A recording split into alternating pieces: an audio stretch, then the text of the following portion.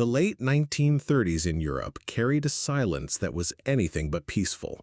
It was a silence laced with suspicion, betrayal, and the heavy air of inevitability. From the cobblestone streets of Warsaw to the smoky beer halls of Berlin, an unspoken tension rippled through everyday life. Farmers plowed their fields under the shadow of new concrete bunkers. Families huddled around radios, listening to the voices of leaders whose words were soaked with promises of strength, pride, and revenge. In cafes, whispers of another war floated above the clinking of cups, as though Europe itself knew a storm was about to break. The world had been here before. Just 20 years earlier, the First World War had left Europe in ruins, its soil scarred by trenches, its youth buried beneath them. Millions of lives were lost between 1914 and 1918, and yet, instead of lasting peace, the Treaty of Versailles left a bitter aftertaste, particularly in Germany. The treaty imposed crushing reparations, stripped Germany of its territories, and placed upon its shoulders the blame for a conflict that had devastated a continent. To many Germans, it was not justice, but humiliation. Resentment simmered in silence, like embers waiting for a gust of wind to flare into flames. That gust came in the form of Adolf Hitler. Charismatic, ruthless, and possessed of an uncanny ability to channel the grievances of his people, Hitler rose to power in the early 1930s. He promised to restore dignity to a nation on its knees, to rebuild its economy, and to reclaim the pride stolen after Versailles. For a country desperate for hope, his words were intoxicating. The world watched, some with apprehension, some with admiration, as Germany rearmed at a breathtaking pace, openly defying international agreements. Factories that once produced civilian goods now churned out tanks, aircraft, and weapons. The Wehrmacht, the German armed forces, swelled in size and confidence, their boots echoing on parade grounds like thunder announcing an approaching storm. Yet beyond Germany's borders, Europe was fractured. Britain and France, still haunted by the bloodshed of the Great War, were reluctant to confront Hitler too soon. Many leaders clung to the belief that appeasement, offering concessions in the hope of avoiding conflict, could contain the Nazi regime.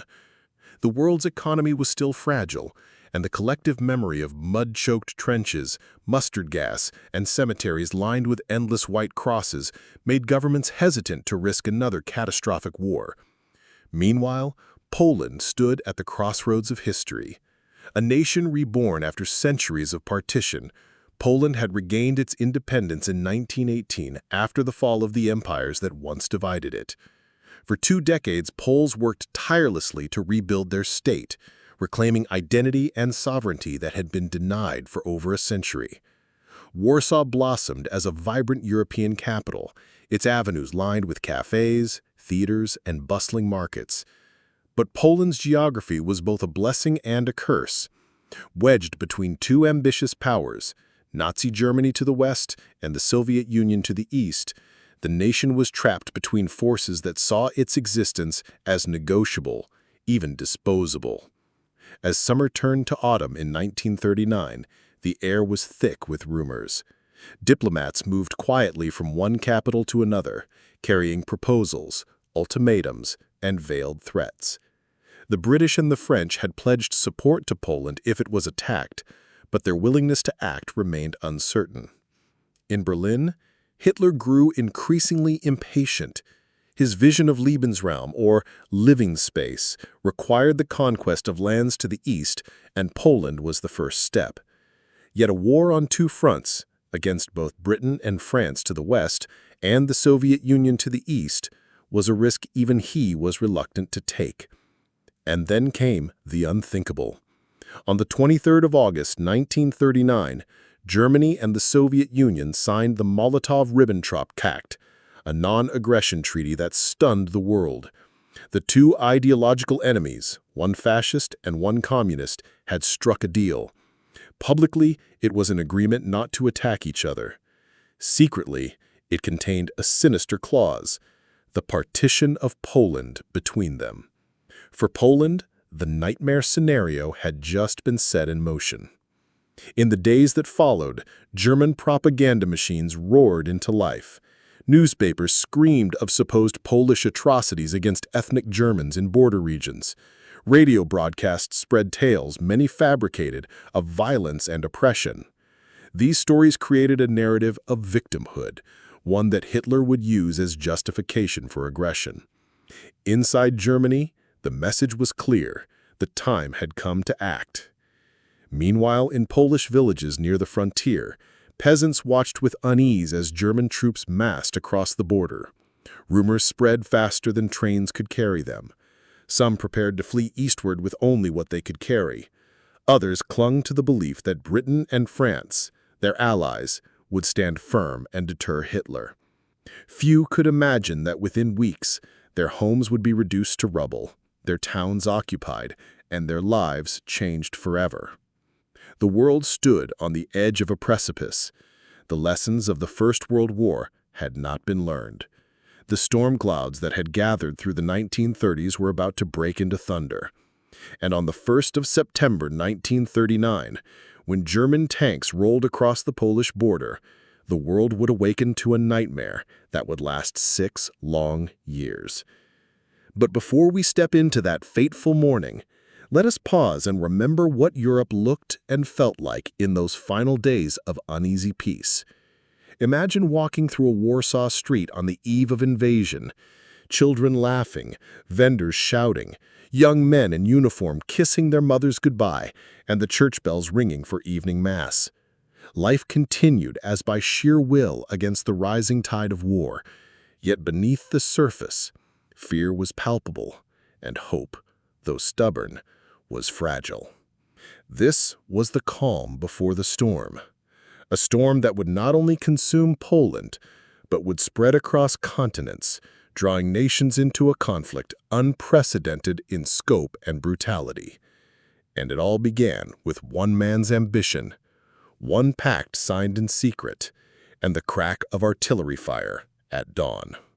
By the summer of 1939, Europe was a continent living on borrowed time. The ink of the Treaty of Versailles, signed 2 decades earlier, had long since dried, but its consequences still seeped into every political conversation, every diplomatic meeting, and every household struggling to make ends meet. The war to end all wars had instead become a prelude, leaving bitterness in Germany, anxiety in France, and a fragile balancing act across the rest of Europe. The First World War had devastated the global economy. In Germany, the reparations imposed by the treaty were crushing. The sum, set at what was then an astronomical amount, tens of billions of gold marks, crippled the nation's finances. Hyperinflation during the early 1920s reduced life savings to worthless scraps of paper. Images of Germans carting wheelbarrows full of banknotes to buy a loaf of bread remain some of the most haunting of that era.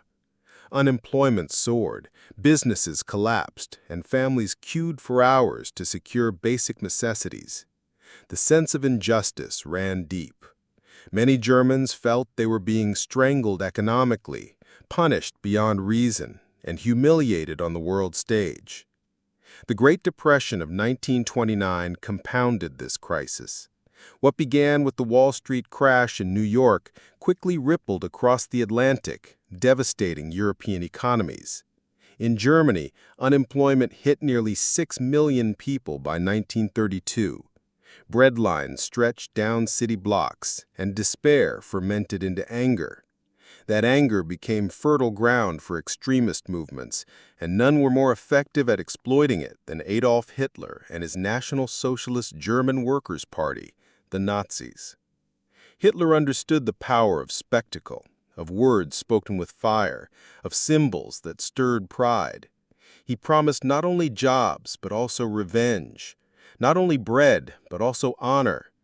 To a nation battered by defeat, his rhetoric was intoxicating. By 1933, Hitler was chancellor. Within months, democracy was dismantled and replaced by a totalitarian regime. From then on, Germany's trajectory was clear: rearmament, expansion, and eventual war. While Germany rearmed in defiance of Versailles, much of Europe hesitated. France had lost an entire generation of men in the trenches of the Somme and Verdun. The French public, still mourning their dead, had no appetite for another conflict. Meanwhile, Britain struggled with its own economic challenges and the lingering trauma of war. Appeasement became the order of the day.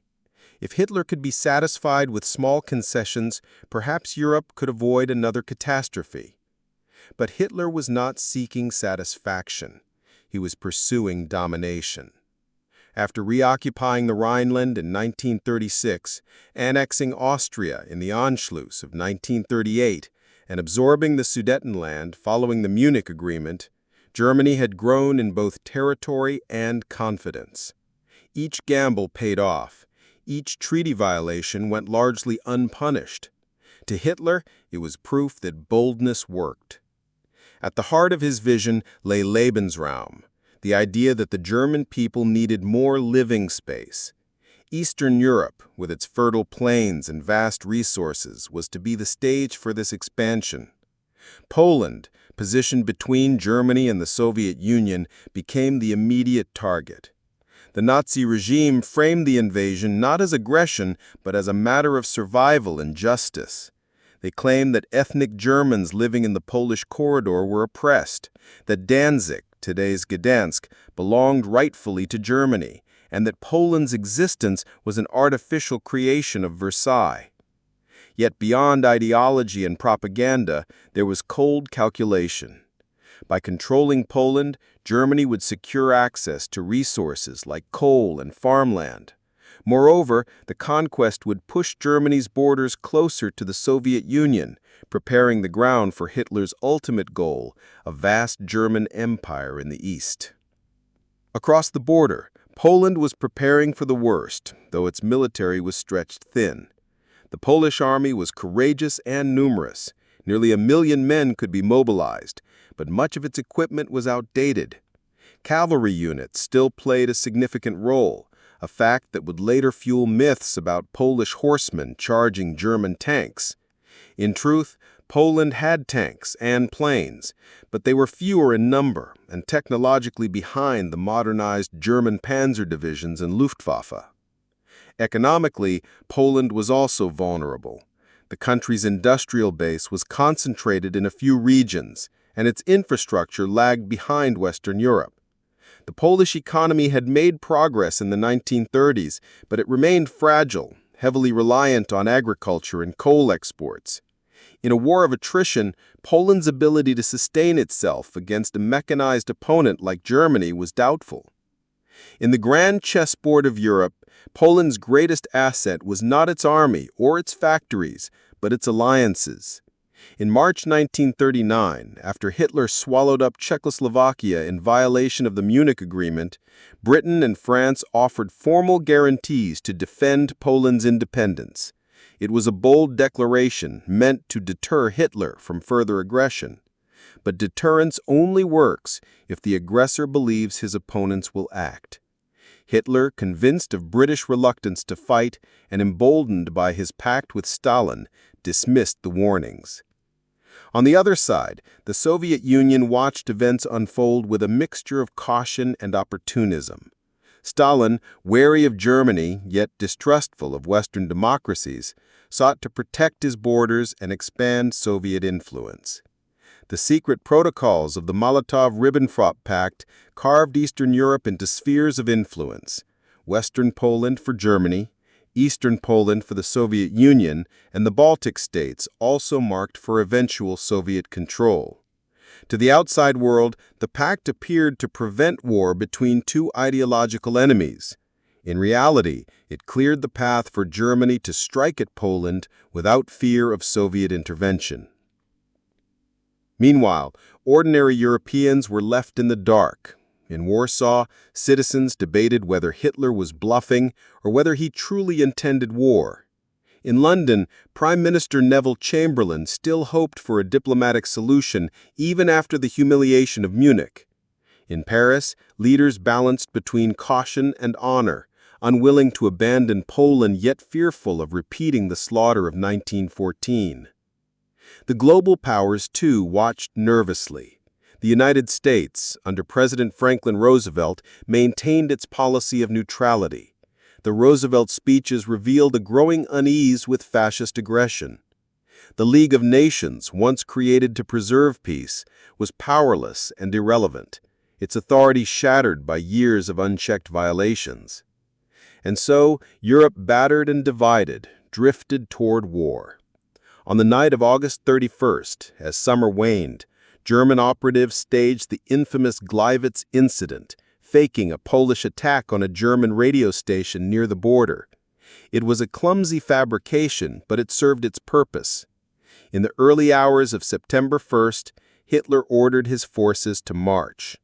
Panzer divisions roared across the frontier, Stuka dive bombers screamed through the skies, and the Polish countryside erupted in fire and smoke. At that moment, the storm that had been gathering for a decade finally broke. The world would never be the same again. Dawn broke on the 1st of September 1939 with a sound that would echo across generations. The shriek of German Stuka dive bombers plummeting from the skies above Poland. At precisely 4:45 in the morning, the German battleship Schleswig-Holstein, anchored off the coast near Danzig, opened fire on the Polish garrison at Westerplatte. The first shells crashed into the Polish defenses, shattering the fragile peace and signaling the beginning of a war that would soon engulf the globe. This was no ordinary invasion. Hitler's generals had spent years perfecting a new method of warfare, one that would come to be known by a single word: Blitzkrieg, lightning war. Unlike the grinding stalemates of the First World War, where armies were trapped in endless trenches, Blitzkrieg emphasized speed, surprise, and overwhelming force.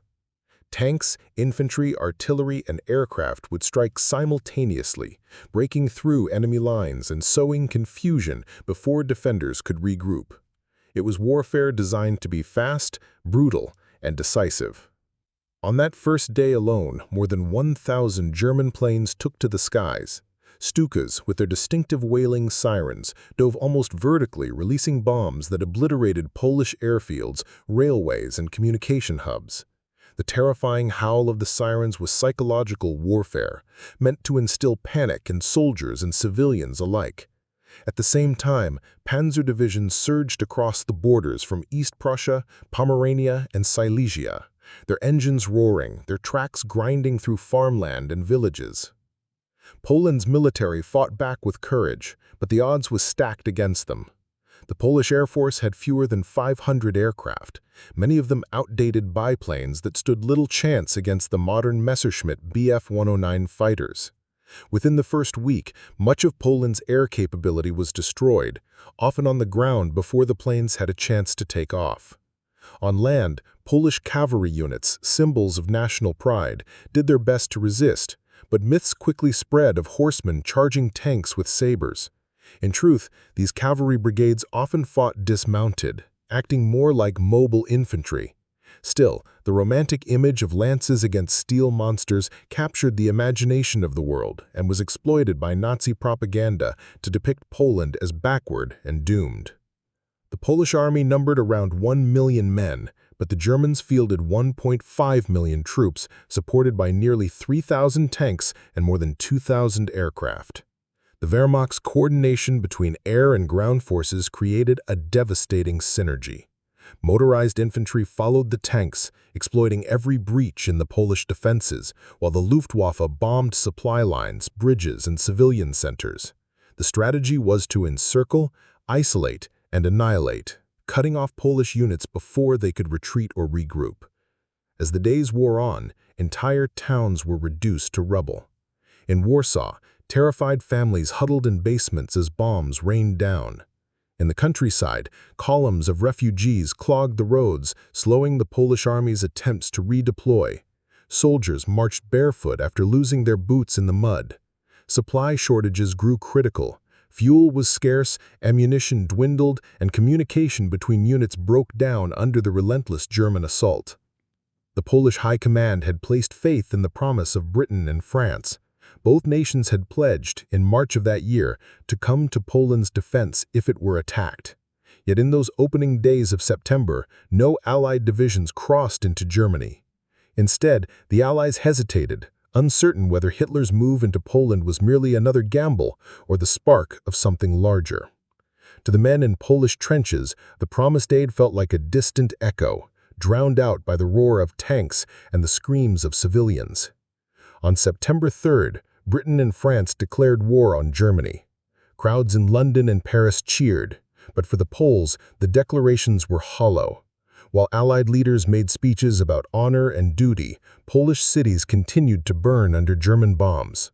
The French army mobilized, but advanced only a few kilometers into German territory before halting. The phony war, as it would later be called, left Poland to face the storm alone. Meanwhile, the German advance pressed deeper into Polish territory. In the north, the Fourth Army surged from East Prussia, capturing towns and encircling Polish units. In the south, the 8th and 10th Armies swept across Silesia, cutting off communications and seizing key bridges. The Polish forces, though brave, were overwhelmed by the sheer speed and coordination of the German attack. Entire divisions were surrounded and forced to surrender. And then came the second blow. On September 17th, Soviet troops poured across Poland's eastern border, fulfilling their secret pact with Germany. For Poland, the nightmare was now complete. Sandwiched between two of the most formidable armies in the world, resistance became nearly impossible. The government and military leaders fled to Romania, seeking refuge, while ordinary soldiers fought on with dwindling supplies. The human cost was immense. In Warsaw, citizens dug trenches with bare hands, built barricades from unturned trams, and fought alongside soldiers to defend their neighborhoods. Bombs fell on hospitals, schools, and marketplaces. Fires raged for days, blackening the skies. The city became a symbol of defiance, but also of tragedy. When Warsaw finally surrendered on September 27th, its streets were littered with rubble and its people broken by hunger and fear. For the German military, the campaign was hailed as a triumph of modern warfare. In just 5 weeks, they had conquered a nation of 35 million people. Hitler stood triumphant, convinced that his strategy of speed and terror was unstoppable. He had tested the will of Britain and France, and though they had declared war, they had not intervened decisively. To him, it was proof that the Western powers lacked the stomach for a fight. But beneath the Nazi euphoria, the seeds of disaster were already being sown. The ease of the Polish victory convinced Hitler that future campaigns would be just as swift, just as overwhelming. The success of Blitzkrieg in Poland would encourage him to gamble again, this time against France and eventually against the Soviet Union. What looked like a masterstroke in September 1939 would set the stage for a conflict that would consume millions of lives and redraw the map of the world. For Poland, the invasion was not the beginning of a short war, but the start of a long nightmare. Divided once more between Germany and the Soviet Union, the Polish people faced repression, deportation, and unimaginable suffering. But even in defeat, resistance smoldered. Underground newspapers circulated in Warsaw's ruins. Guerrilla fighters struck back from forests and fields. The spirit of independence, so hard won in 1918, refused to be extinguished. As Europe reeled from the shock, ordinary men and women tried to comprehend what was happening. Could this really be another world war? Was there still hope for peace, or had the world once again plunged into chaos? The storm had arrived. Its lightning had struck Poland, and soon its thunder would roll across the continent. The first 3 weeks of September had already tested the endurance of Poland's people beyond measure. Yet, as the storm of war intensified, the true tragedy was still to come. The capital city, Warsaw, stood as the final bastion, the beating heart of a nation once reborn from ashes. To hold Warsaw was to preserve hope. To lose it was to accept the return of foreign domination. From the first days of the invasion, Warsaw had been in the crosshairs of the German war machine. The Luftwaffe launched relentless bombing raids, turning the city's proud boulevards into mazes of rubble and fire. Hospitals, churches, and schools were not spared. Civilians huddled in cellars, mothers clutching their children as walls shook and ceilings collapsed. Those who dared to leave their shelters often did so in search of food or water, only to be cut down by machine gun fire from the sky. Eyewitness accounts speak of markets shattered into smoking ruins, of tramcars overturned with passengers still inside, of the acrid stench of burning wood, brick, and flesh lingering for days. Despite the devastation, Warsaw's defenders fought on with remarkable resilience. The city's garrison, reinforced by retreating soldiers and volunteers, turned apartment blocks into fortresses, stringing barbed wire across boulevards and erecting barricades from sandbags and cobblestones. The Polish army, though battered, continued to resist.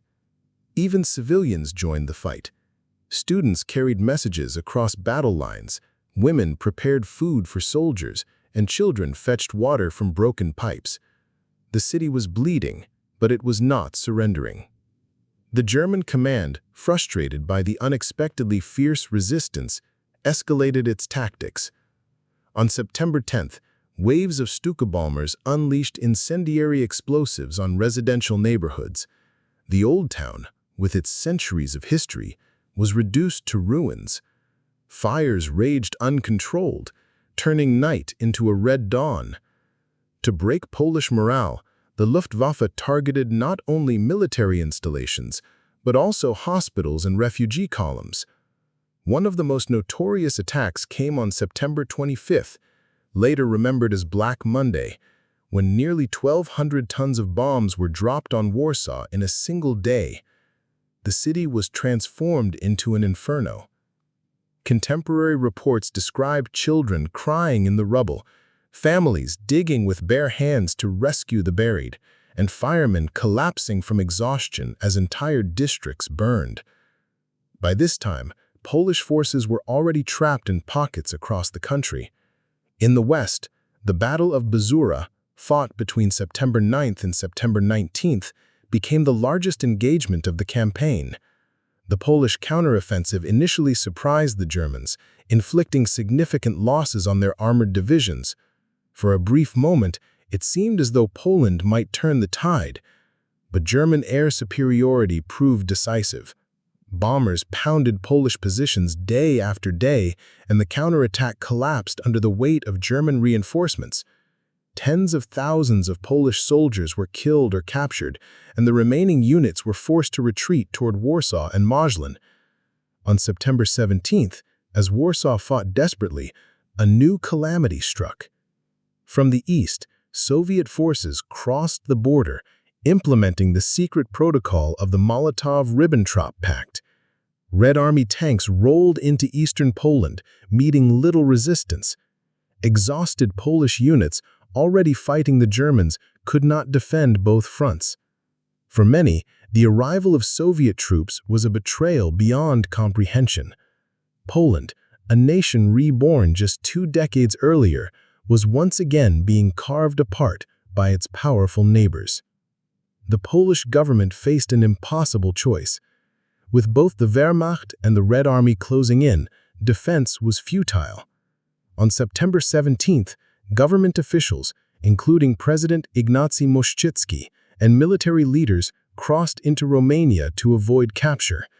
Though they hoped to regroup abroad and continue the struggle, the symbolic weight was undeniable. The Polish state had been decapitated. In Warsaw, however, the battle continued. Marshal Edward Rydz-Śmigły ordered the capital to hold out as long as possible, believing that British and French forces might yet mount a Western offensive. Days turned into weeks. The population endured bombardment with remarkable courage. Diaries from civilians described nights spent in underground shelters, sharing scraps of bread, whispering prayers, and listening to the distant rumble of artillery. By late September, the city was on the brink of collapse. Food supplies dwindled to crumbs. Water had to be drawn from wells, often under fire. Disease spread through the crowded shelters. The once lively streets of Warsaw became avenues of despair, littered with rubble and corpses. Finally, after 3 weeks of defiance, the city's leaders made the painful decision to surrender. On September 27th, Warsaw capitulated to the Germans. The aftermath was grim. Roughly 200,000 Polish soldiers had been taken prisoner by the Germans, while the Soviets captured nearly 250,000 more in the east. Civilian casualties were catastrophic. Historians estimate that up to 200,000 Polish civilians perished during the September campaign, many of them in the indiscriminate bombing of cities. On September 28th, Germany and the Soviet Union signed the German-Soviet Boundary and Friendship Treaty, formalizing the division of Poland. A once independent nation was again erased from the map, its territory split between two totalitarian regimes. German troops paraded triumphantly through Warsaw, while Soviet forces staged their own parades in cities like Brest-Litovsk. Even more chillingly, the secret protocols of the pact set the stage for future atrocities. In the spring of 1940, Soviet forces carried out the Katyn massacre, executing more than 20,000 Polish officers and intellectuals, an attempt to decapitate Poland's leadership for good. For the world, the invasion of Poland shattered any illusions of peace. Britain and France, bound by treaty, declared war on Germany, but their actions were hesitant and limited. The so-called phony war would see little actual fighting on the Western Front until the German Blitzkrieg turned west the following spring. Meanwhile, Poland was left to suffer, its cries for help echoing into a world that seemed unable or unwilling to respond decisively. And yet, even in defeat, the Polish spirit endured. Thousands of soldiers managed to escape through Romania and Hungary, making their way to France and later Britain. These men would form the backbone of the Polish armed forces in exile, fighting bravely in battles from the skies over Britain to the beaches of Normandy. Others went underground, forming one of the largest resistance movements in occupied Europe. For the people of Poland, the fall of Warsaw was not the end. It was the beginning of years of occupation, suffering, and resistance. For Europe, it marked the end of peace. Hitler's gamble had succeeded again, but his appetite had only grown. The storm that had broken over Poland was gathering strength, preparing to sweep westward into France, the Low Countries, and beyond. The world was at war once more. On the morning of September 3, 1939, as German tanks were already cutting deep into Polish territory, the world held its breath. Radio sets across Britain crackled to life with the steady, deliberate voice of Prime Minister Neville Chamberlain. "This morning," he declared, "the British ambassador in Berlin handed the German government a final note stating that unless we heard from them by 11 o'clock, that they were prepared at once to withdraw their troops from Poland, a state of war would exist between us.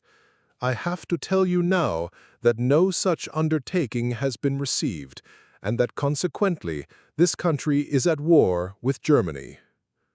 Those words, spoken with the weary sadness of a man who had desperately sought peace, echoed across the United Kingdom.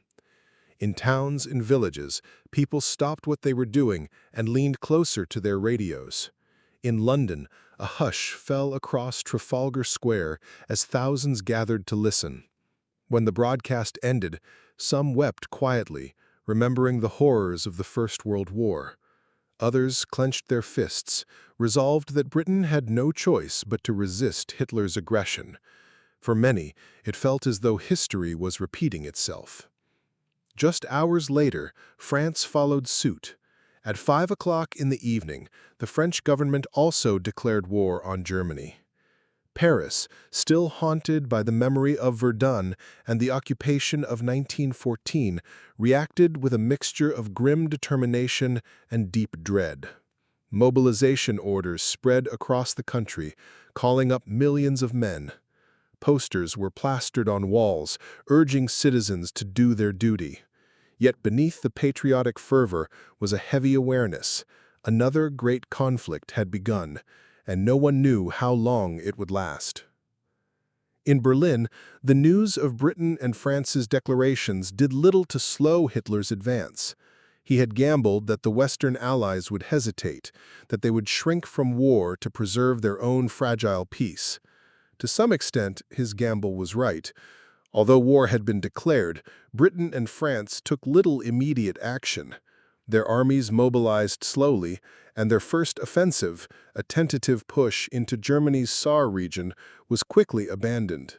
This strange period of inaction, lasting from September 1939 until May 1940, became known as the Phony War, or Blitzkrieg. For Poland, the declarations of war from London and Paris were a bittersweet lifeline. On one hand, they represented a moral victory, proof that their allies had not abandoned them diplomatically, that the world recognized their plight. On the other hand, there were no Allied divisions marching across the German frontier, no planes overhead to challenge the Luftwaffe, no relief for the embattled defenders of Warsaw. The promised support remained, for now, only on paper. Elsewhere in Europe, reactions were mixed. In Rome, Benito Mussolini, Italy's fascist dictator, chose to remain on the sidelines, declaring non-belligerence. Though allied with Germany in the so-called Pact of Steel, Mussolini understood that Italy was not ready for a major war. He watched from the sidelines, calculating the right moment to join the conflict on terms most favorable to his regime. In Moscow, Joseph Stalin moved quickly to secure his share of the spoils. As Soviet troops advanced into eastern Poland, the Kremlin portrayed its actions as a mission of liberation, claiming it sought to protect ethnic Ukrainians and Belarusians. In truth, Stalin's armies were enacting the secret division of Poland agreed upon with Hitler. The Soviet press downplayed the suffering of Poles, instead painting the invasion as a necessary act of protection and stability. Behind the scenes, however, Stalin's government began the mass deportation of Polish officers, intellectuals, and landowners to Siberia and Central Asia. Across the Atlantic, the United States remained neutral. President Franklin D. Roosevelt addressed the nation with a somber radio broadcast declaring America's desire to stay out of the conflict while offering moral support to the victims of aggression. The United States was still grappling with the aftershocks of the Great Depression, and isolationist sentiment ran deep among the public. This nation will remain a neutral nation, but I cannot ask that every American remain neutral in thought. It was a delicate balance, offering sympathy without committing troops, preparing for the worst while hoping for the best. Neutral nations across Europe faced agonizing decisions. Sweden, Switzerland, and Spain declared neutrality, hoping to avoid being dragged into the conflict. In the Balkans, countries like Romania and Hungary weighed their options carefully, torn between appeasing Germany and preserving their sovereignty. Yet even in those early days, there was a sense that this war would be different. Unlike the First World War, which had begun with confusion and mobilization timetables, the invasion of Poland was a calculated act of aggression, planned in secret and executed with ruthless precision. The rapid fall of Polish cities and the scale of civilian suffering shocked observers worldwide. Reports of massacres, of villages burned to the ground, and of refugees being machine-gunned from the skies painted a grim picture of what lay ahead. For the Polish people, the declarations of war from London and Paris did not stop the bombs from falling. In Warsaw, citizens listened to Chamberlain's speech on crackling radios, some cheering, others skeptical. They have declared war, but where are they? Where are the planes? Where are the soldiers? The answer, tragically, was that help would not arrive in time. In the final days of September, as Warsaw burned and the Polish government fled, Hitler and Stalin moved to formalize their conquest.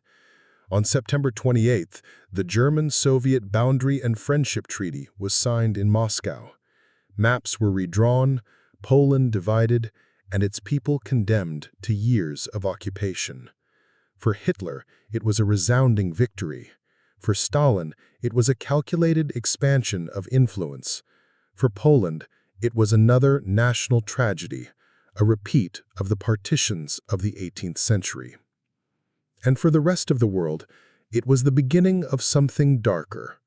Newspapers from New York to Japan carried headlines of war in Europe. Editorials speculated about whether Hitler would stop at Poland or march further west. Some still clung to hope that the conflict might remain contained, a limited war in the East. But others, recalling the chain of events that had led to the First World War, feared that Europe was once again sliding into catastrophe. The storm that had gathered over Europe was no longer on the horizon. It was here, raging across Poland's fields and cities, drawing Britain, France, and soon much of the world into its fury. When the guns finally fell silent over Warsaw at the end of September 1939, the suffering of the Polish people did not end. In truth, it had only just begun. For nearly 6 years, Poland would be subjected to one of the harshest occupations in modern history, an occupation divided between two totalitarian powers whose ideologies differed, but whose methods were equally ruthless. A nation cut in two. After the German-Soviet Boundary and Friendship Treaty, Poland was carved apart like spoils of war. The western and central regions, including Warsaw, Krakow, and Lodz, were annexed directly into the German Reich. The eastern territories, home to millions of Ukrainians, Belarusians, and Poles, were seized by the Soviet Union. Between the two regimes, more than 35 million people were now trapped in a nightmare of oppression, fear, and daily survival. Under German rule, the Nazi plan was clear. Poland was to be erased as a nation. The German leadership did not see Poles as equals, but as a population to be subjugated, exploited, and in many cases eliminated. The general government, a colonial administration created in central Poland, became a laboratory of terror. Jews were forced into ghettos, crowded, walled-off districts where disease and starvation spread like wildfire. In Warsaw, the largest ghetto eventually held more than 400,000 people in an area of just 3 square kilometers. Food rations were deliberately set at starvation levels, while walls cut families off from the outside world. For non-Jewish Poles, life was also marked by violence and humiliation. Intellectuals, teachers, priests, and community leaders were targeted in a campaign known as the Intelligentsia Action, designed to strip Poland of its leadership class. Thousands were executed in forests, fields, and secret prisons. Polish culture itself was under attack. Schools were closed, books banned, and monuments destroyed. The occupiers sought to erase the idea of a Polish nation and replace it with subservience to German rule. In the Soviet zone. In the East, the Soviet Union imposed its own brand of repression. Initially welcomed by some minorities who hoped for protection from German occupation, Soviet rule quickly turned harsh. Land was confiscated, industries were nationalized, and political opponents, whether Polish officers, landowners, or intellectuals, were arrested and deported. Between 1939 and 1941, hundreds of thousands of Poles were forcibly removed from their homes and sent to labor camps deep in Siberia or Central Asia. Families were torn apart, with fathers sent to prison camps while mothers and children were relocated to remote villages under brutal conditions. Many did not survive the harsh winters, the lack of food, or the back-breaking labor. The most infamous atrocity committed under Soviet occupation was the Katyn massacre. In the spring of 1940, more than 20,000 Polish military officers, police, and intellectuals were executed by the NKVD, the Soviet secret police, and buried in mass graves in the Katyn Forest and other locations. For decades, the Soviet Union denied responsibility, blaming the Germans, but documents released in the 1990s confirmed Soviet culpability. The massacre was part of Stalin's deliberate effort to eliminate any potential resistance by destroying Poland's educated elite. Daily struggles for survival. For ordinary Poles, survival under occupation was a daily challenge. Food was scarce, ration cards offered meager allowances, and hunger was a constant companion. Families relied on clandestine markets, bartering whatever they could salvage for bread or potatoes. Winters were brutal, with coal and firewood tightly controlled by the occupiers. Many remembered tearing apart furniture just to have fuel to keep warm. Curfews restricted movement, and German patrols enforced harsh laws with lethal consequences. A curfew violation could result in immediate arrest or execution. Public hangings became a tool of terror, staged in town squares to remind everyone of the cost of defiance. Posters announcing executions were plastered on walls, often listing dozens of names at once. Despite the fear, an undercurrent of resistance persisted. Secret schools were organized to teach Polish history and literature, defying the occupiers' ban on national education. Priests held clandestine masses in cellars and barns. Underground presses printed newspapers and pamphlets, keeping hope alive with news from abroad and messages of defiance. In whispers and hidden acts of courage, the Polish nation resisted its erasure. Jewish suffering and the ghettos. For Poland's Jewish population, then the largest in Europe, the invasion marked the beginning of an ordeal that would culminate in the Holocaust. In cities like Warsaw, Lodz, and Krakow, Jews were herded into ghettos surrounded by walls, barbed wire, and armed guards. Families were forced from their homes with little more than what they could carry. Within the ghettos, overcrowding was suffocating. Disease spread unchecked. Starvation was rampant, with daily rations for Jews reduced to as little as a few hundred calories. Yet even in these horrific conditions, life persisted. Schools were organized in secret apartments. Artists and musicians continued their work, performing in hidden cafes. Rabbis held services despite the threat of punishment. The ghettos became both prisons and crucibles of resilience, where cultural life flickered defiantly, even as death loomed at every corner. By 1940, the outlines of the Nazis' genocidal intent were becoming clear. Jews were subjected to forced labor, and rumors spread of mass shootings in the countryside. Although the full machinery of the Holocaust had not yet been constructed, the invasion of Poland marked the beginning of one of history's darkest chapters. Seeds of resistance. The brutality of occupation also planted the seeds of defiance. As early as October 1939, underground organizations began to form. The Armia Krajowa, the Home Army, emerged as the largest resistance movement in occupied Europe, coordinating sabotage, intelligence gathering, and guerrilla warfare. Messages were smuggled to London, informing the Polish government in exile and the allies of German atrocities. The courage of the resistance was matched by the sacrifices demanded of civilians.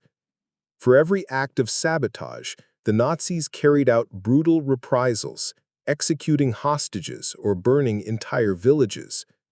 Yet the knowledge that their struggle was not forgotten by the exiled government, nor by the Polish pilots now fighting in Britain, gave many the strength to endure. A broken peace, a dark future. The invasion of Poland and its subsequent partition was more than a military conquest. It was a brutal assertion of power, a demonstration of what totalitarian regimes were willing to do in pursuit of their ambitions. It shattered not only a nation, but also the fragile post-Versailles order that had held Europe together, however uneasily, for 2 decades. For the Polish people, September 1939 was a wound that would never fully heal. It marked the beginning of years of hardship, oppression, and unimaginable loss. For Britain and France, their entry into the war signaled a reluctant acknowledgement that appeasement had failed, that there was no avoiding conflict with Hitler. And for the world, the invasion of Poland was the opening chapter in a story of devastation, resistance, and eventual liberation. A story that would redefine the 20th century. As autumn turned to winter, the people of Poland faced their new reality, their homeland divided, their leaders in exile, their freedom stripped away. Yet even as the occupiers tightened their grip, the human spirit resisted. Families whispered forbidden songs, teachers continued to pass on knowledge in secret, and soldiers who had escaped capture plotted their return.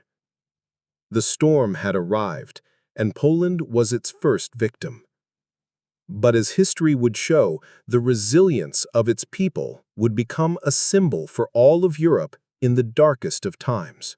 The fall of Poland was not only a tragedy for the Polish people, it was also a devastating indictment of European diplomacy in the years leading up to 1939. The policy that had dominated Britain and France throughout the 1930s, appeasement, was finally exposed for what it was, a dangerous gamble that had failed to contain Adolf Hitler. The roots of appeasement. To understand why appeasement came to dominate European politics, one must remember the scars left by the First World War. Britain and France had bled themselves dry between 1914 and 1918. Millions of their young men lay buried across Flanders fields and the Somme. Economically, both countries were still recovering from the Great Depression. Politically, their populations were weary of war and reluctant to sacrifice yet another generation in the name of continental disputes. Leaders such as Britain's Prime Minister Neville Chamberlain believed that peace could be preserved through compromise. The logic was straightforward. If Germany's grievances about the Treaty of Versailles, its lost territories, its restricted military, its economic humiliation could be addressed through negotiation, then perhaps Hitler's ambitions could be satisfied without bloodshed. To many, this seemed the only realistic path. This policy found its most infamous expression in the Munich Agreement of September 1938. Hitler demanded the Sudetenland, a region of Czechoslovakia with a significant ethnic German population. Britain's Chamberlain and France's Édouard Daladier, desperate to avoid conflict, flew to Munich and agreed to Hitler's demands without consulting Czechoslovakia. Chamberlain returned to London declaring, "Peace for our time." Crowds cheered, yet behind the smiles, Winston Churchill, then a backbench MP, warned that Britain had suffered a total and unmitigated defeat. The illusion of peace. For nearly a year after Munich, many in Europe clung to the illusion that Hitler might stop. They argued that once Germany's unjust grievances were addressed, stability would return. But Hitler had no intention of stopping. His ambitions stretched far beyond the Sudetenland. In March 1939, German troops marched into the rest of Czechoslovakia, shattering the illusion that he was merely reclaiming German-speaking territories. The occupation of Prague revealed the true extent of Nazi expansionism. Even then, Britain and France hesitated. Chamberlain, though shaken by Hitler's betrayal, still hoped for a negotiated settlement. The British public, haunted by memories of the trenches, largely supported him. French leaders, too, were constrained by political divisions and a defensive mindset, convinced that their heavily fortified Maginot Line would protect them. This hesitation gave Hitler the confidence to push further. He calculated that the Western powers would once again back down when confronted with aggression, just as they had at Munich. When he turned his gaze to Poland, he expected nothing more than protests and diplomatic notes. The guarantees to Poland. But there was a turning point. The occupation of Prague in March 1939 shocked Britain and France into action. For the first time, they realized that Hitler's ambitions were not limited to redressing past grievances. He aimed for domination. On March 31st, Chamberlain announced in Parliament that Britain had given Poland a guarantee of support. If Germany attacked, Britain would come to its aid. France issued a similar pledge. This guarantee was meant as a deterrent, a warning to Hitler that further aggression would not be tolerated. But the timing was awkward. Poland's military was ill-equipped, its defenses outdated, and its geography exposed. The guarantee raised expectations in Warsaw that help would come swiftly if Germany attacked, yet neither Britain nor France was ready for immediate military action. Their armies were still mobilizing, and public opinion remained hesitant about plunging into war. The catastrophe of hesitation. When Germany invaded Poland on September 1st, the gap between words and actions became painfully clear. Britain and France did declare war on Germany 2 days later, fulfilling their legal obligations. But beyond declarations, their military response was cautious, even timid. French forces advanced briefly into Germany's Saar region, only to halt after a few kilometers. The British Expeditionary Force crossed the Channel but was instructed to prepare defensive positions rather than mount an immediate offensive. This period, from September 1939 to May 1940, became known as the Phony War. For months, British and French soldiers sat in trenches along the Western Front, waiting for a battle that never came. Meanwhile, Poland was left to fight and fall alone. By early October, the country had been divided between Germany and the Soviet Union, its army shattered, its government in exile. To many Poles, the promises of Britain and France now felt hollow. Though they had technically declared war, the lack of direct military aid in the crucial weeks of September was seen as abandonment. The sense of betrayal would linger for decades, coloring Polish perceptions of Western allies long after the war ended. The global response. Beyond Europe, the reaction to Germany's invasion revealed the limits of international institutions. The League of Nations, created after the First World War to prevent aggression, proved powerless. Its resolutions carried no weight against two dictators determined to redraw Europe's borders by force. The United States, still committed to neutrality under the Neutrality Acts, offered sympathy but no soldiers. President Franklin Delano Roosevelt urged Americans to remain neutral in thought and deed, even as he prepared quietly for the possibility of future involvement. In Asia, Japan, already at war in China, watched events in Europe with interest. The Nazi-Soviet pact temporarily removed the threat of a two-front war for Germany, allowing Hitler to focus westward. For Japan, the deal was a double-edged sword. It reduced tensions on their northern frontier with the USSR, but it also tied Germany to their ideological enemy. The world was dividing into camps, and each decision, each alliance, drew the map of the coming global conflict more sharply. The collapse of illusions. By the end of September, it was undeniable. Appeasement had failed. Hitler was not a man to be placated by concessions. Every compromise had emboldened him. Every retreat had encouraged him to take another step. The lesson was clear, though painfully learned. Peace could not be bought with territory, and dictators who thrived on expansion would never be satisfied with half measures. For Britain and France, this realization came at a terrible cost. They now faced a war they had hoped to avoid against an enemy far stronger than they had anticipated. Their citizens braced for the possibility of another drawn-out conflict like the trenches of 1914, even as their leaders insisted they were prepared. For the rest of the world, the invasion of Poland was a signal that the international order had collapsed. Treaties, promises, and negotiations had failed. Only force, it seemed, could now decide the fate of Europe. And yet, even in the ruins of Warsaw, even as Poland was carved apart by Germany and the Soviet Union, a quiet determination persisted. The Polish people had been abandoned, but they had not been defeated in spirit. Resistance movements were already forming, preparing for the long, dark years ahead. The world might have ignored the lessons of the past, but Poland, once again, would become the crucible in which the fate of Europe was tested. The storm had begun, and there was no turning back. As Poland crumbled under the dual assault of Nazi Germany and the Soviet Union, the war began to spread beyond its borders. The September invasion was not the end of Hitler's ambitions, but rather the opening act in a much larger drama. Europe, stunned and uncertain, watched as the storm that began in Poland threatened to engulf Scandinavia and the Baltic states. The conflict was no longer a distant tragedy for Poles. It was a contagion creeping toward every European frontier. The shadow over Scandinavia.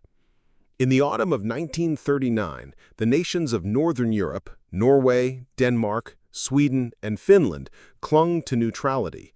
To the outside observer, they seemed far removed from the flames consuming Warsaw and Krakow. Their fjords, forests, and fishing villages appeared peaceful, untouched by the violence raging further south and east.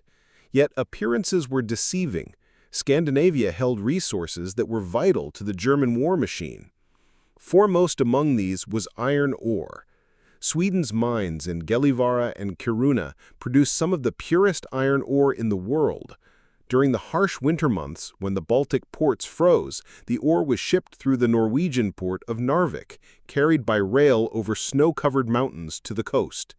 For Hitler, this iron was the bloodline of Germany's rearmament, feeding the steel mills that produced tanks, artillery, and warships. The Allies knew this too. British and French leaders feared that as long as Germany could import Swedish ore through Norway, the Reich would be nearly unstoppable. Plans were drawn up to send an expeditionary force to Scandinavia, ostensibly to aid Finland in its looming conflict with the Soviet Union, but in reality designed to cut off Germany's supply lines. The North Sea and the Arctic became new theaters in the global chess game, their icy waters suddenly as crucial as the fields of Poland.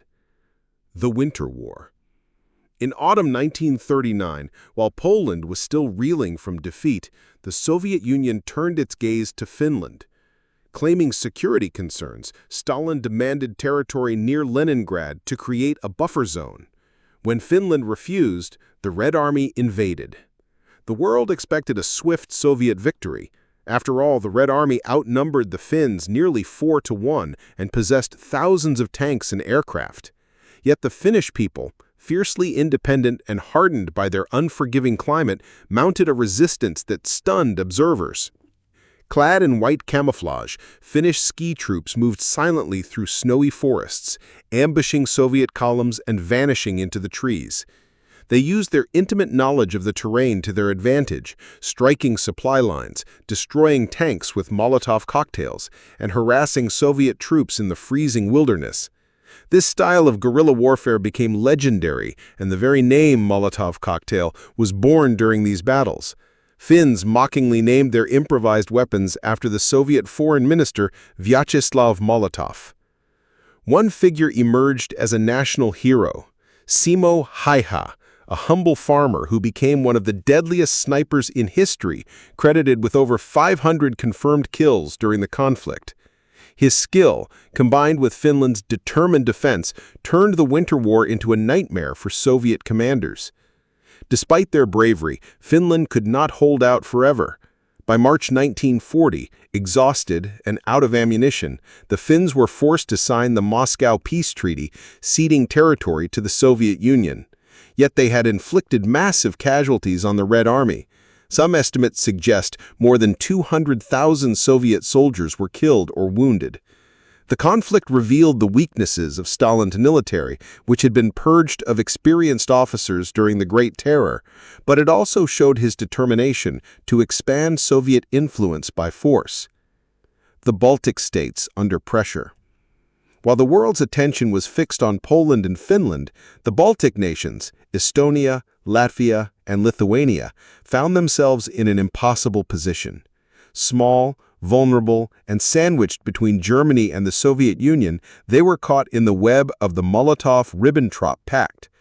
The secret protocols had assigned them to the Soviet sphere of influence, and Stalin wasted no time pressing his advantage. Under the guise of mutual assistance treaties, the Soviets demanded military bases and free movement for their troops within the Baltic territories. The governments of Estonia, Latvia, and Lithuania, aware of Poland's fate and unable to resist militarily, had little choice but to comply. Soviet soldiers poured into their countries ostensibly as protectors, but in reality as occupiers. By mid-1940, the illusion of independence had vanished. Elections were rigged, opposition leaders arrested, and pro-Soviet governments installed. Soon the Baltic states were formally annexed into the Soviet Union. For the people of Estonia, Latvia, and Lithuania, centuries of independence and cultural identity were again threatened by domination from Moscow. Deportations followed, tearing families apart, as thousands were sent to labor camps deep in Siberia. The human toll spread. As the war widened, civilian populations bore the brunt of its violence. In Norway, fear spread that their neutrality would not protect them from becoming a pawn in the struggle for control of the North Sea. In Finland, entire villages were destroyed in the Winter War, with families forced to abandon homes and seek shelter in makeshift camps. Across the Baltic states, communities faced sudden Sovietization. Schools reoriented to teach communist ideology, newspapers censored, and businesses seized. Ordinary people lived in a constant state of uncertainty. Would the German armies march further north to seize Norway's ports? Would the Soviets push deeper into Scandinavia? Families stockpiled food, dug air raid shelters, and prayed for peace, even as the reality of war pressed ever closer. The lessons of the periphery. The events in Scandinavia and the Baltics offered two stark lessons to the world. First, neutrality provided no real shield. Nations like Denmark and Norway, which hoped to stay outside the conflict, would soon discover that geography could be a curse. Their lands were too strategically valuable to escape the attention of great powers. Second, the Soviet Union was no passive observer. Stalin had demonstrated his willingness to use brute force to expand his borders, just as Hitler had done in the West. The uneasy partnership between Berlin and Moscow was not born of trust, but of convenience. Each dictator saw the other as a temporary ally, a means to an end. For Europe, this meant that the war was no longer a confrontation between democracies and a single aggressor. It was a struggle between competing empires, each willing to crush smaller nations in pursuit of power. A growing sense of inevitability. By the end of 1939, the world had changed irreversibly. Poland had been erased from the map. Finland had been scarred by war. The Baltic states were under Soviet control. Britain and France were technically at war with Germany, but their armies remained largely idle, watching the borders from behind the safety of the Maginot Line. In Berlin, Nazi propaganda triumphed Germany's victories as proof of Hitler's genius, while in Moscow, Soviet papers celebrated the liberation of fellow Slavs. The truth that two dictators had colluded to carve up Eastern Europe was obscured behind layers of lies. And yet, even in these bleak circumstances, seeds of resistance were being sown. In Norway, underground networks began forming in anticipation of a German move. In Finland, veterans of the Winter War vowed that their fight was not over. In the Baltic states, citizens clung to their culture, preserving their languages, songs, and traditions as acts of defiance against Soviet assimilation. The storm that began with the invasion of Poland was spreading.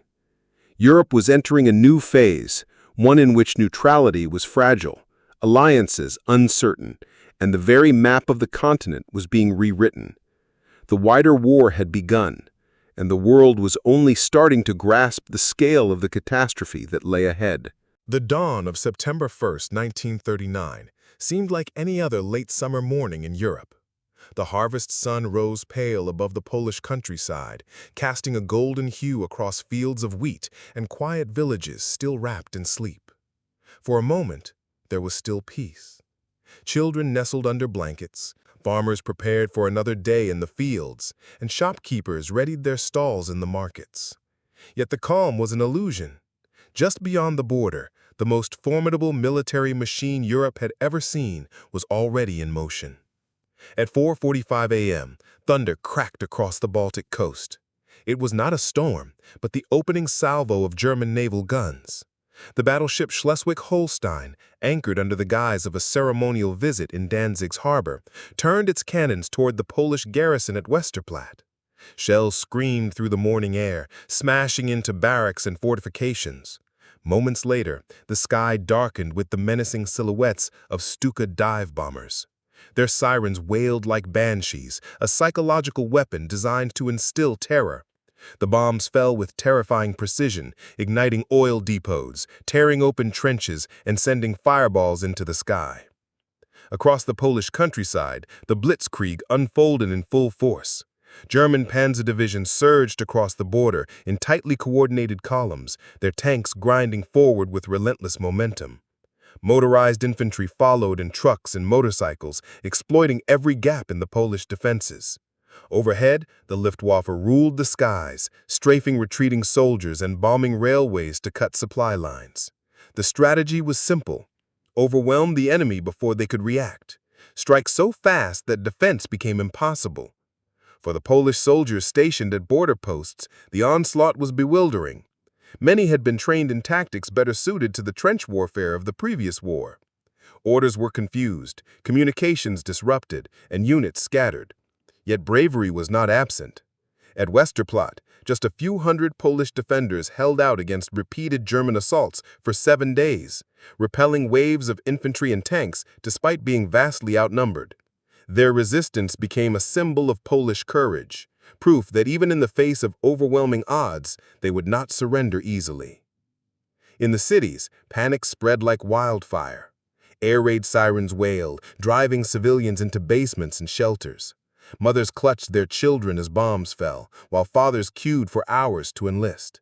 In Warsaw, people gathered around radios, their faces pale in the glow of the dial, as government broadcasts announced that the country was under attack. Shops closed, trams stopped, and crowds rushed to buy food and essentials. Yet even as fear gripped the capital, there was also determination. Volunteers poured into recruitment centers, eager to defend their homeland. The German assault was not only military, but psychological. Propaganda broadcasts claimed that Poland had provoked the war, that ethnic Germans in the Polish corridor had been massacred, that Berlin had no choice but to act. These fabrications were designed to justify aggression both to the German public and to the world. Meanwhile, German soldiers marched through Polish villages, their swastika banners unfurling, their presence a chilling reminder that the Nazi regime had arrived to stay. Beyond Poland, the world listened in shock. In London, as news of the invasion spread, crowds gathered in public squares. Some clung to the hope that Hitler might yet be persuaded to withdraw, that diplomacy could still prevail. Others, remembering the hollow promises of Munich, understood that war was now unavoidable. In Paris, the mood was grim. Men whispered about mobilization, women worried about their sons, and shopkeepers began hoarding supplies. In Berlin, Hitler appeared before the Reichstag later that morning.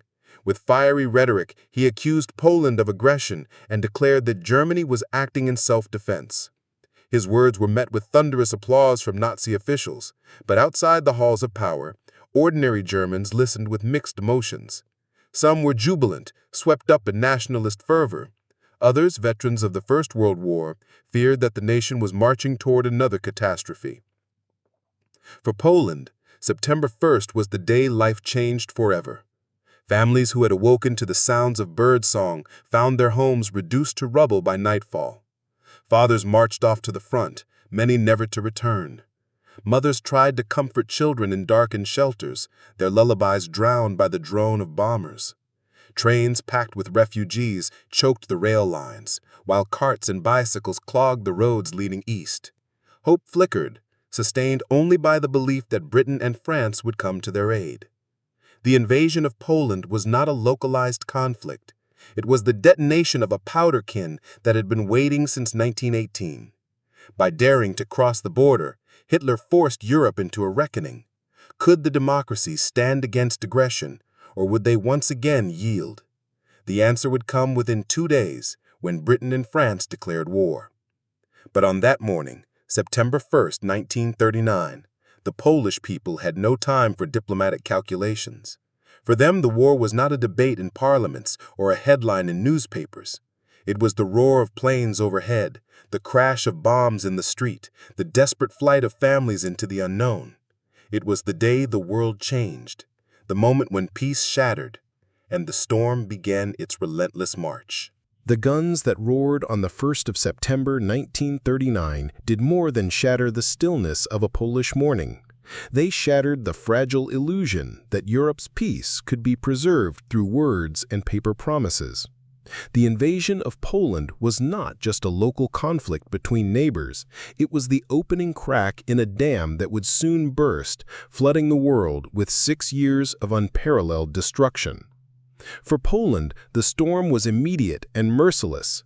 Within 5 weeks, their nation was partitioned once more, erased from the map by the combined forces of Nazi Germany and the Soviet Union.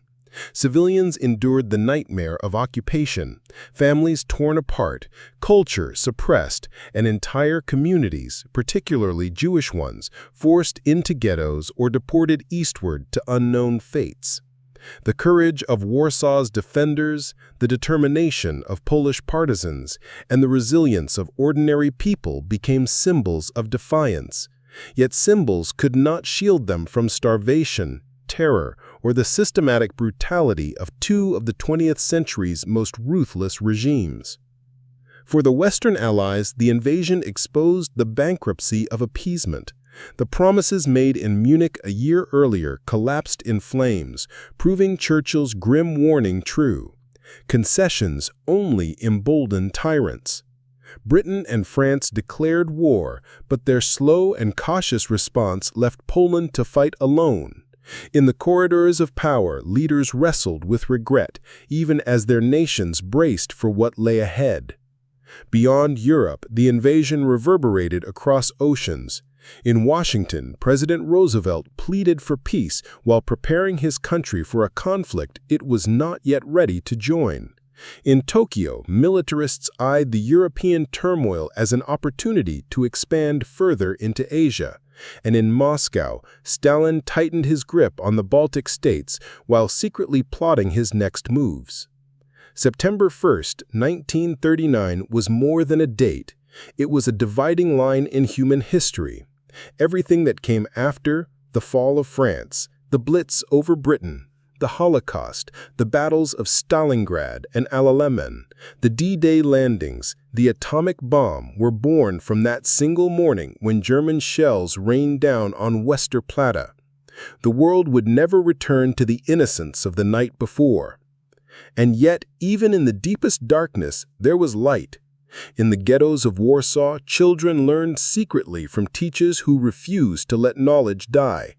In the forests of Poland, resistance fighters lit campfires and whispered oaths of loyalty to a nation that no longer existed on maps but lived fiercely in their hearts. Across Europe, men and women would rise to resist, inspired by the courage of those who stood first against the storm. As we close this chapter of our journey through the memories of the Second World War, we are left with a haunting question. Could it all have been prevented? If the lessons of the First World War had been heeded, if the world had stood firm against aggression earlier, would Poland have been spared? Or was the storm always inevitable, the result of forces too powerful to be stopped by words alone? These questions do not have simple answers, but they remind us why history must be remembered, why the voices of those who lived and died in 1939 must never be forgotten. The invasion of Poland was not only the start of a global conflict, it was the beginning of a struggle over memory, identity, and survival. And so, as the fires of Warsaw burn in our memory, we prepare to follow the storm as it sweeps westward. The fall of Poland was only the first chapter. Ahead lies the collapse of France, the desperate stand of Britain, and the widening of war across oceans and continents. The world had stepped into darkness.